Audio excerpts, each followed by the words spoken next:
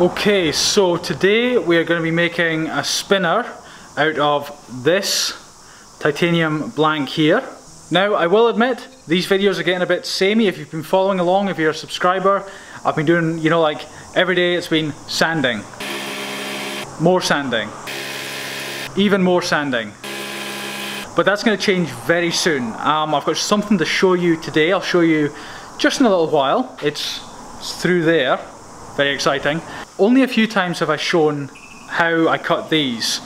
I don't have any footage today of the cutting of it, but I can show you the machine and, you know, and show you the machine. I'll do that right now. This here is the new workshop.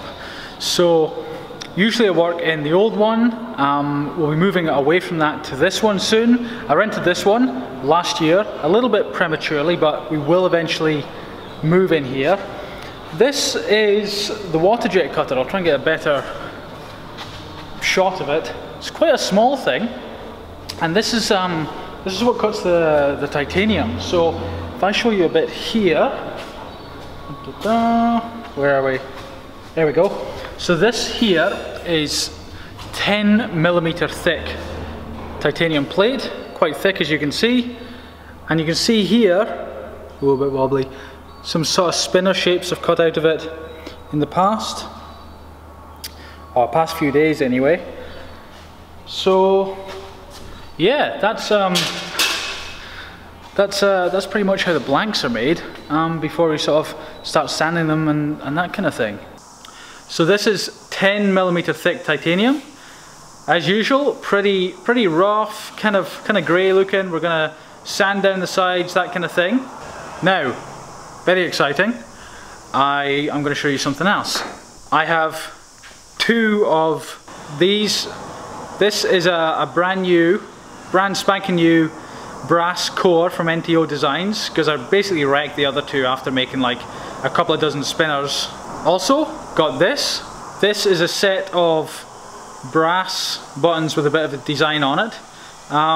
That just sort of mixes it up a bit, you know. Also, I don't know if you noticed, but these are thicker than the usual buttons. So what that means is, using the 10mm, instead of the buttons being flush, using 10mm thick titanium, the buttons are going to stick up and they're going to protrude, which is pretty cool. One more thing to show you, and that is this. This is a set of copper buttons. Can you believe it? Like, I just kind of went mad on the NTO Designs store and bought a set of thick copper buttons. So that could end up looking pretty awesome. I think I'll try and put the copper buttons on the spinner that we're making today. Just, you know, just for a change, rather than the brass I've been doing every single day.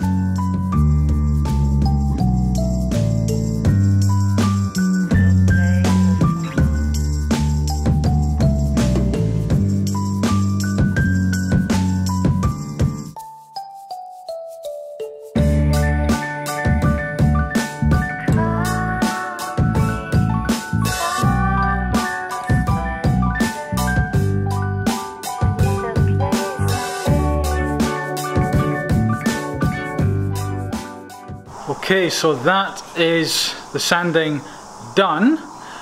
Just before I show you this, there's a little flaw in it I want to show and explain to you. But before I do that, I want to show you something that's through there.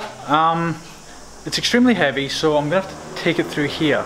Give me a second. Right, as if by magic, it has appeared. This is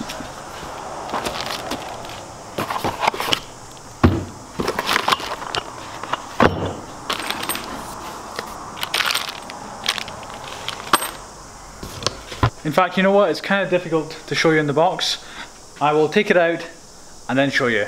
And here we have it. I know what you're thinking. You're thinking, Magnus, what is that?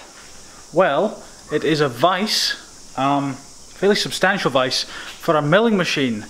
And what's that got to do with this video and, you know, making this spinner? Everything. If you've been following my channel, I've been, you know, like making spinners. I've been, you know, sanding day after day and all that. Just, it's been getting very samey. I'll admit it. It's very repetitive, but I'd rather be repetitive and, you know, and try and make it seem interesting than no videos at all. That's my approach. The channel's growing, seems to be working. A milling machine means I can do like basically anything. Like, there's going to be no sanding or anything like that. I'm going to be able to put bevels on, contours, just like, it's a bit of a cliche, but unlimited or limited only by my imagination and this very, very steep learning curve that I'm about to approach. So this is a vise, and what this is for is it's the equivalent of one of these. You see this vise here? Everyone knows a vise. So this here, you know, for clamping whatever you're working on. Well, this is the same thing, but for machining. You know, it's got to be ridiculously accurate, like hundreds or thousands of a millimeter. Like, it's got to be ultra accurate. It's got to be heavy duty. Like, I think this weighs, I don't know what it is, like 80 or 100 kilos. So that's like well over 200 pounds. It's something like that anyway. So this is what's going to go in the machine that should be arriving either at the end of this week or beginning of next week. And yeah, so I won't talk much more about it, except, as you can tell, I'm fairly excited. Nice and shiny. It's very, very right angled. Like, if you look here, as you can see, like, I've not done anything to round the corners. What I will probably do is tomorrow I will most likely tumble this, give it a nice feel in the tumbler, which is that machine, in case you don't know. But you know, that's not today. That'll probably be tomorrow, maybe.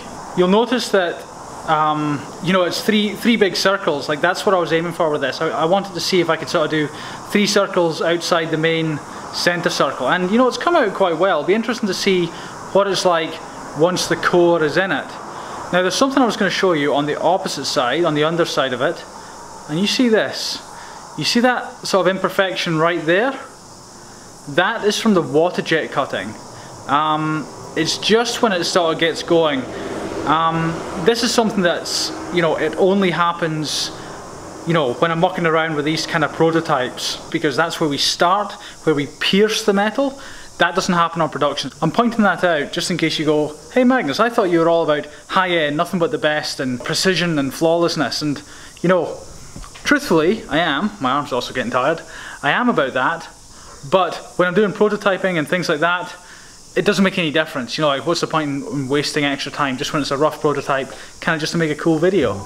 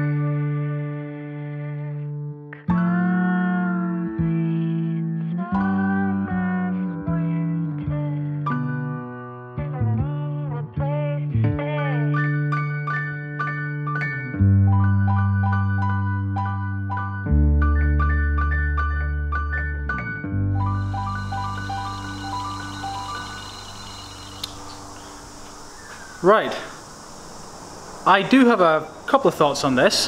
First, 50% it looks awesome and 50% it looks a little bit weird. Now the awesome part is the sort of 3 circles, and if you look here, you know the way it looks like the core, it looks like it gets kind of clamped sort of by this bit coming in and this bit coming out. Does that make sense? So it looks like, you know, it's getting sort of clamped. The core is getting clamped by 3 points there, there and up there. Hopefully I'm explaining that well. So that looks cool, but you see, I don't know if you can see it, but out here, it just looks weird and thick and chunky, and not having any beveling, that doesn't help at all. It just looks kind of very sharp edges, so that'll improve. But if there's sort of beveling or chamfering around the edges, this thing, especially aggressive chamfering on this, it's going to look really, really cool, I think. It's interestingly enough, you see where your finger goes in there. Don't even do it. Yeah. So sort of see in there. Let's get this to focus properly. In there is where your finger goes. It's really snug, and I thought that would be annoying, but weirdly enough, it works really, really well.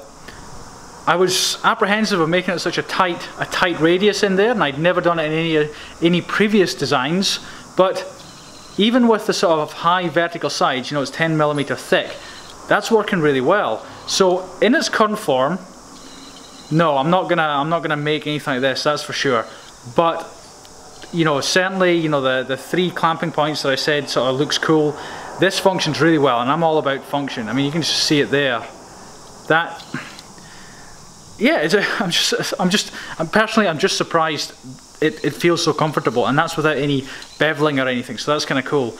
Like I said, tomorrow I will almost certainly put it in this tumbler here, you know, give the corners, you know, a nice round feel, make the whole thing look nicer, feel nicer in the hand, and yeah, just give it a good old test. So tonight I'll test it a bit, but tomorrow I think I'll test it even more. I will of course leave you with a quote. It is by Socrates, and he said, "Let him that would move the world first move himself."